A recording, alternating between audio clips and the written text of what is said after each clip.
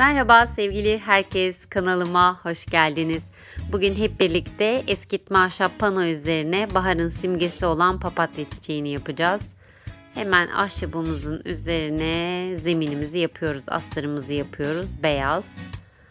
Ne yapıyoruz? Hep söylüyorum, koyu zeminlerde hep muhakkak astar yapıyoruz. Astarsız asla çalışmıyoruz. Bu ahşap panoyu soracaksınız nereden aldığımı. Bu benim daha önceden de söylemiştim. Evde bulunan işte bu yer parkelerini yaparken falan kalan tahtalardan muhakkak bir gün değerlendiririm diye sakladığım ahşaplardan. Siz de elinizde buna benzer parçalar varsa muhakkak kullanabilirsiniz. Bu arada beyaz astarım kuruduktan sonra üzerine gri yaptım. Çünkü budak aparatıyla eskitme görüntüsü yapacağız. Gördüğünüz gibi en baştan başlıyoruz, hafif hafif döndürerek çekiyoruz. Kenarları birazcık boşluk kalıyor, ben tekrar kenar yapıyorum onlara böyle. Ama muhakkak zemininiz kuruduktan sonra bunu yapın, çünkü zemin kurumadan üzerine başka bir renk sürdüğünüzde alttaki boya da kalkıyor. Buna mutlaka dikkat edin. Hemen kozalaklarımızda ne kadar renklendirecek olsak da yine onlara da beyaz boyuyoruz.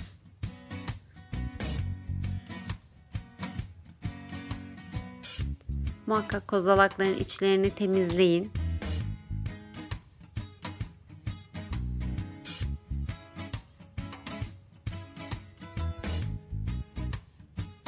Evet, bu yollarda bilirsiniz at kestaneleri vardır, ağaçlar. Bunlardan düşen böyle olmamış ya da ham haliyle olan hallerinden ben yolda geçerken hep söylüyorum, yürürken topladıklarım bunlar benim. O yüzden bunları, hani eskilerin sandıkları vardır ya, sandık eşyaları, bunlar da benim öyle muhakkak her gittiğim yerden topladığım ufak tefek küçük şeyler. Ama her defasında muhakkak işime yarıyor ve kullanıyorum. Küçük taşlarımız var, onları kahverengiye boyayacağız.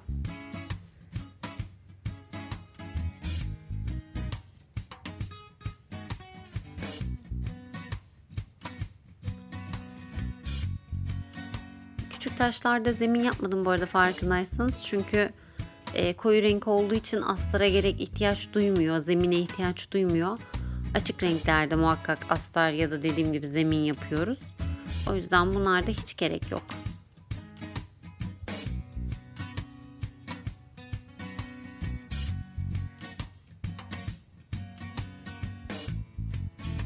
Ben önce kozalakları yerleştirdim. Daha sonra dalın yerini belirledim.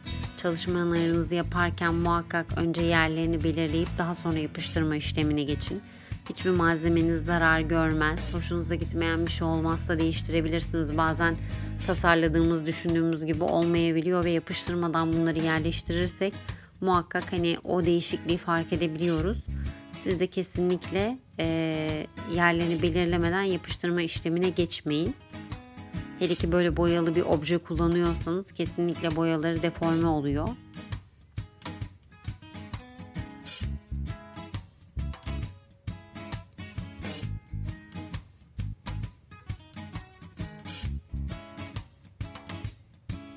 Papatyamız hazır. Şimdi dallarını yapacağız, yapraklarını yapacağız. Biraz kuruması lazım. Bu arada yani ahşap olduğu için kozalaklar kurumakta da zorlanıyorlar. O yüzden siz de daha önceden hazırlayıp eşyalarınızı boyayıp daha sonra bekleme sürecine geçerseniz daha hızlı yol ilerlersiniz. Altlarına taşlarımızı yapıştıracağız. Bu arada ne dedik çalışmamıza başlarken? Papatya baharın simgesi, baharın habercisi, baharda ilk açan çiçeklerden bir tanesi. Bu arada papatya hediye edilebilecek en manevi özelliği yüksek çiçeklerdenmiş. Burada sizden önce size anlatmak, aktarmak için araştırdım biraz. Temiz kalbi ve sevgiyi simgeliyormuş. Karşı tarafa hediye edilecek en anlamlı çiçek ve insana samimiyet hissi veriyormuş. O yüzden belki biz kadınlar papatyayı bu kadar çok seviyoruz. Ayrıca tabii ki biliyorsunuz ki sağlığa da birçok faydası var. Özellikle papatya çayı sakinleştirici etkisini hepimiz biliriz. Karın ağrılarına çok iyi geliyor, bunu da biliyoruz. Başka onun haricinde saçlarımız, kadınlar için çok önemli olan şeylerden birisi saçlar. Saçlara iyi geliyor, saçları besleyen bir yağı var. Bunun gibi o kadar çok aslında sayabileceğimiz papatyanın faydası var ki yani bütün doğada bize faydası olan çiçekler gibi, bitkiler gibi papatya da çok şifalı bir bitki. Kesinlikle bir kere her şeyden önce böyle o yerdeki görüntüsü bile, sarı beyaz görüntüsü bile insanı mutlu ediyor.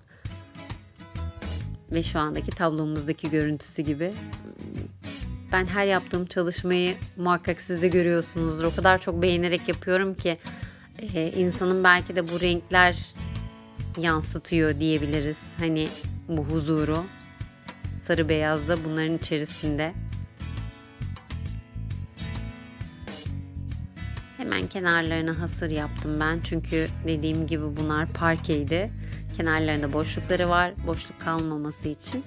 Hasırdan bir askılık yaptım. Hem rahatça asabilmek için.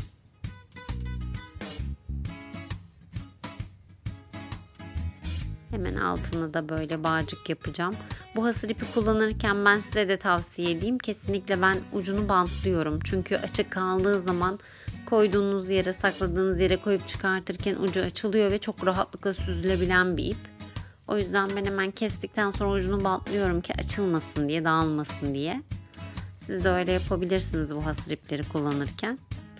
Hemen ucunu bağlayacağız ve güzel bir püskül yapacağız.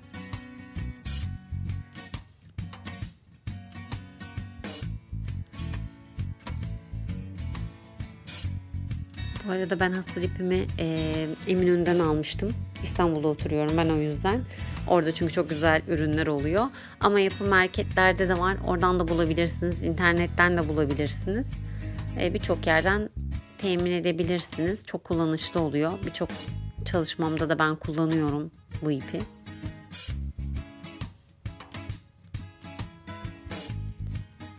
Evet, yavaş yavaş gördüğünüz gibi püskül haline geliyor ipimiz. Böylelikle de çalışmamızı toparlayacağız yavaş yavaş. İstediğiniz kadar açabilirsiniz. İsterseniz fırçayla da fırçalayabilirsiniz. Ama ben o kadar böyle çok açılmış halini değil de böyle daha büklüm büklüm halini sevdiğim için fırçayla açmıyorum. Ama fırçayla da açabilirsiniz. Daha püskül püskül de kabarık da olabiliyor haliyle. Gördüğünüz gibi çalışmamızın da sonuna geldik. Videomu sonuna kadar izlediğiniz için teşekkür ederim. Eğer yapmamı istediğiniz başka çalışmalar varsa muhakkak bana yorumlardan yazın. Beğen butonuna basmayı, kanalıma abone olmadıysanız abone olmayı ve yeni çalışmalardan haberdar olmak için zil butonunu tıklayıp bildirimlerinizi açmayı unutmayın. Bir sonraki videomda görüşmek üzere. Kendinize çok iyi bakın. Hoşça kalın.